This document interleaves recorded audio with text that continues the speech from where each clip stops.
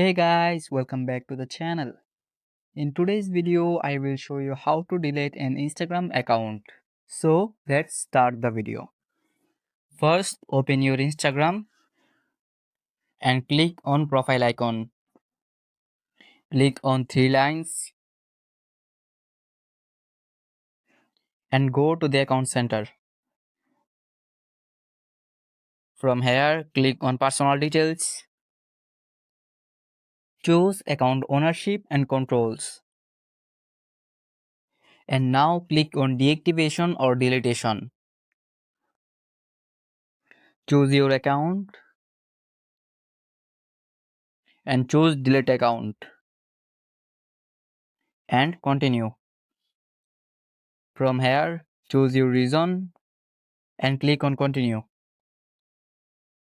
And then give your password.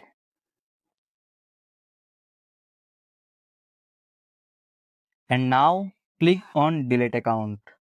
And then your account will be deleted. If you found something useful in this video, make sure to like this video and subscribe our channel for more video like this. And thanks for watching this video until the end.